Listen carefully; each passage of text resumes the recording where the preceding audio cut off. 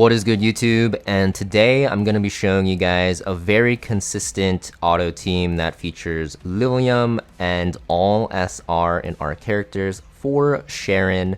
And you're going to see that this team comp is very fast, and also 100% win rate I think is unrealistic because you do rely on Cachi landing as S3 one out of the 2 times for the most part. So I would have to say it's probably in reality like a 97% win rate or something like that.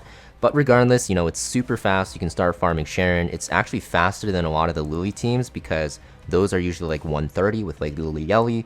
So you're going to see that this team comp is going to be extremely good to use and very, I don't want to say free to play friendly because the gear requirements are pretty high to run this, but character wise, as long as you have Liliam, you will be able to eventually start farming this. And there are going to be some ways to circumvent the high gear requirements by actually, you know, leveling up your characters. You can see my characters are 5-star, so they're missing a lot of speed. And you're also going to see I'm missing prowess nodes to give them even more speed. So I do think you will be able to build this team with some ease if you actually have some good speed gear that you farm from Tokidoki. Now let's actually look at the team very quickly. It's going to feature, as you saw, Liliam, Diting, Dorothy the Wisher, and Cachi. And the gear requirements are going to be pretty high, but you can see that it's mostly going to be for the speed, which is going to be the hard thing to get. And the 2 characters that you need really fast are going to be Dorothy the Wisher and Cachi. And this speed, even though it looks very high, you can see that I don't have them both 6-starred, so I'm missing speed from the star up. And I actually don't have Dorothy the Wisher's S1 maxed, so I'm missing speed from that as well, although I do have it on Cachi. So you can circumvent it by actually doing those things to boost their speed. But the reason why we like these 2 characters is because Dorothy the Wisher gives you crit rate buff and life leech. Crit rate buff is basically a damage boost because Diting scales with crit, right? Crit rate will turn into crit damage. And if you give crit rate to Liliam, it's really good because she already gets attack buff, so it's not really good on her at all. And if you run her on crit rate buff, which is 35% crit, you can actually run her on a full crit damage and attack setup if you have enough crit rate from your shell here. So you just run her on a crit rate, 2nd passive shell, and then you run Dorothy the Wisher, and she suddenly has 100% crit rate while having full crit damage and attack modules. The life leech is very good because it helps your DPS sustain up. It's actually a huge deal, so you definitely want to make sure that you keep note of that. It's going to be extremely important in allowing your DPS to take some turns and actually live, because the boss will hit you a bit, and this life leech will allow them to live. And she's also very good because of her S2. So her S2 is the main reason why she's so good in one-shot comps. If this crits, so you're going to build it on 100% crit, which I'll show you, you actually get double the turn meter on this. So this is very good because if you actually get this to level 4, which is what I recommend, I just don't have any purple lattice left to do it, as you can see, this will go to basically 100% turn meter push. So it's very important to do. You don't really need the last level because you're going to kill the boss with 1 S2 anyways. And it just makes it so that your DPS doesn't really need a lot of speed, and your Liliam can be built on full damage, and your team, not your team, but your Liliam can get pushed up by her. And this is also very good because it gives crit damage buff. It's the buff that Liliam doesn't have. So she's getting crit rate buff and crit damage buff and life leech, which makes it so that you're just going to have so much damage on her, as you'll see. So very good for that reason. For your S1, like I said, if you're struggling to meet the speed requirements, you can get 12 speed by getting the last 2 nodes here. And also, if you star up Dorothy the Wisher, you'll get even more speed.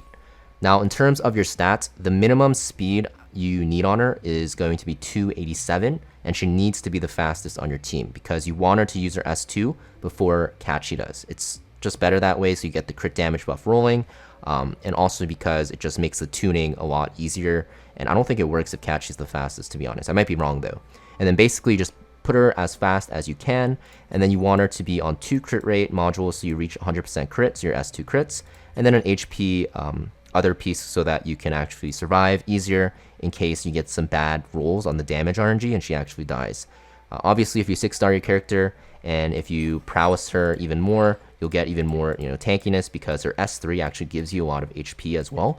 But for the most part, just having her on 1 HP module, even if it's flat, allows me to live with her, which makes it very good, and so that your run doesn't brick to her dying. For your shell, you want her on Codex, and the reason is because you might think you want her to push your DPS right away instead of S3ing twice, is because your DPS are cycling so quickly, your Liliam will actually get the full value of 2 S3s. So You S3, she goes, and then you S3 again, and she gets another 2 turns of crit rate. She's actually going to go through all of those 3 turns, and you actually don't want the turn meter push until later on. So Codex is required for this setup that I'm showing you. So yeah, just run it on her. You know, it's hard to explain until you actually see the run and actually use her, but just trust me, you want Codex, you want her to S3 twice. Now in terms of Cachi, Cachi is also going to be hard to build. Basically for the prowess, you want to make sure that his S3 is maxed. You need the extra chance to stun and inflict turn meter down. If you miss this too much, you actually will lose the run. But if you miss 1 stun or 1 turn meter pushback, it's not like Shadow Flame Hoyan where you just lose. It's actually fine because the ads don't do that much damage, but you do want to just CC the ads because if they get too many dots off on you, you will just die to rot damage because the boss, Sharon, will detonate the dots. So this is why he's on this max S3 build. Your S2 doesn't matter. I don't know why I have a point in this, to be honest. I think it just gives you defense, right? Yeah, maybe I did it so he lives for some other area of content. But your S1, you want to actually get to level 4. And the reason why is because he's an R character instead of an SR. So his base speed's actually naturally going to be lower, as you can see. So it's actually the hardest to make him fast. So you want to just give him as much speed investment as possible. And also you want to 6-star him if you can. You're going to see most team comps that use Cachi in any type of boss for one-shotting will have him 6-starred because building him on high speed is so hard. So mine's at 5-star. I'm not trying to flex my speed gear. It's pretty bad, honestly, but I did make it work.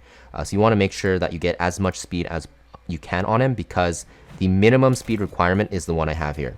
So I have mine at 284 speed, and even then he like ties with the boss in turn meter when he actually needs to push with his S2. So ideally you want 285 speed if you can. So 285 speed on Cachi while being the second fastest. That means Dorothy needs to be 286 or higher. No matter what, you want the turn order to be Dorothy into Cachi, and you want Cachi to be 285 speed if possible. 284 is like the very bare minimum. That gets kind of scary, to be honest, so I recommend 285.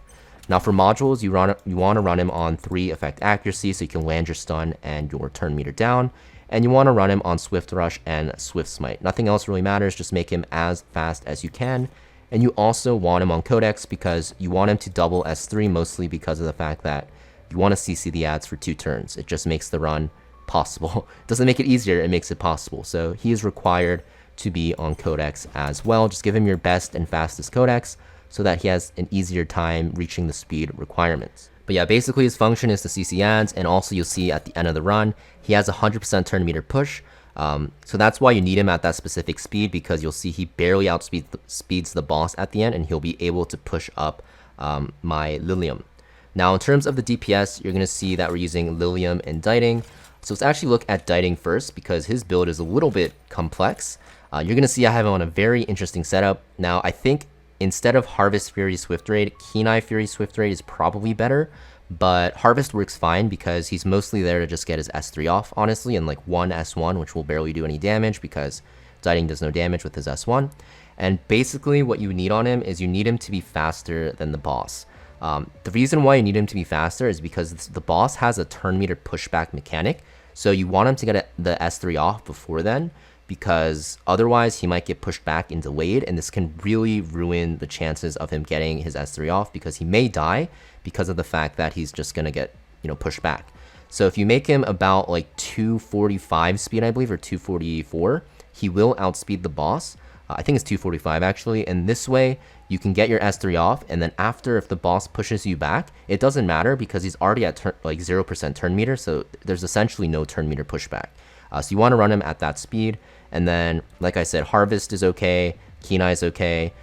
You just want Fury and Swift Raid no matter what. In terms of Shell, I have him on Count. You can run him on White Fang.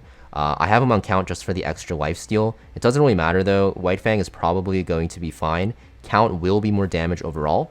Just to put things into perspective, my White Fang actually has like 12% disorder final damage dealt by 10%, I believe. This one has 0. It's for my Rolmoka. And you can see that you're going to see that the damage, well, you don't see it, but the damage is exactly the same as if I run it on the White Fang. So basically Count is going to give you essentially 10% more damage than using White Fang on it, which is going to be very important. And it's just going to be better for your team and lower the damage requirements if you actually have him on it. So just remember, you want him at 245 speed and then full damage. You also want to make sure he's lower attack than your Liliam, because otherwise your Dorothy the Wisher and your Cachi are going to just randomly push your Diting instead. And that's really bad, because Diting isn't the main damage dealer.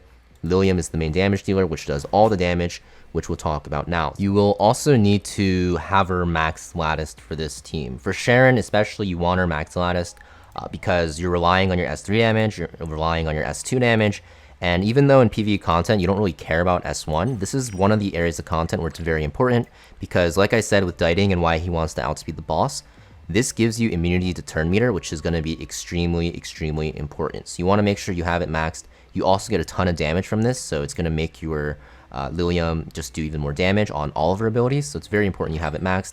Even though you're not going to be S1ing at all in this run, it's just going to be for the last level 5 passive effect and also for the extra damage. Honestly, I think this passive effect should have been baseline, but whatever, that's a different topic. For her build, you want to run her on Keen Eye, Fury, Fury Edge. There's no other real substitute because this is like the highest damage output. And like I said, because we're running Dorothy the Wisher, you can run full crit damage. And then you're going to want to run 1 attack bonus so that she has more attack than your Diting guaranteed. And, you know, Diting, of course, is on no attack percent because, yeah, you need her to be the highest attack so that she gets pushed up. Now, for your shell, like I said, White Fang is going to be the second best. Count is still going to be better for her as well. But I use White Fang just because I don't have a good count shell and it still works. But if you do have a count available, it's going to be way better and make her do even more damage. I think if I switch her to count, she'll actually kill the boss in 2 S3s instead of needing her second S2. You're going to see when I get my second S3 off during the runs I show you that the boss lives with like 3% health. So either give her more damage or give her more, give her a count, and you'll probably kill the boss way quicker than I do. Now, in terms of crit rate, you want 70%. I'm at 67, which is 3% off.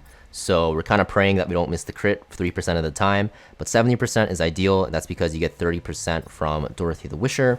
So it's going to make it so that, you know, you can focus mostly on crit damage and attack, which is going to be very important. And then you can get your crit rate mostly from your wrist wheel. So the wrist wheel cannot give you any crit damage or attack percent. So this is the piece where you can like stack a ton of crit rate. So for example, like this piece has like a ton of crit rate. I would use it if I had a better Fury piece somewhere else. But since I don't, I'm using, you know, just a lower crit rate build at 67%, which is pretty unfortunate, but that's how it is. You don't really need any speed on her, just put her on full damage and she'll work. And you'll see that this run is going to be one of the fastest teams while being one of the most consistent, while only having 1 SSR that needs lattice investment. And you don't need Lily, you don't need Yelly and stuff like that. So yeah, hopefully this run works for you. I know it's pretty hard to build, but it is like one of the only ways you can kill Sharon without having Lily or Yelly or Doki Doki, which are 3 other SSRs. So if you don't have them and you have Liliam, you can actually do it. You just need to build them and speed tune it like how I showed you in this video. All right, so we're gonna hop in this continuous battle. I'm gonna pause it. This is how you pause continuous battles, but basically it's gonna pretty much work out like how I said, and the speed tuning is extremely, extremely important. And you're gonna see basically that this team hasn't lost a run, right? We're on the 8th run, we are 7-0, and I'm just gonna be showing you guys how this actually works. So basically, we open with Dorothy the Wisher and Cachi with their S3. We do miss a stun on one of the ads, which will be annoying, but it shouldn't matter too much as long as we plan the second one, which is why they are on Codex. If you miss 2 stuns though, it's really bad. You get too much damage on your team. But you can see Cachi re-S3s. Dorothy is also on Codex because, like I said, you want to reapply the crit rate buff. And now she's going to push the Liliam. You're going to see Liliam will then S3 again.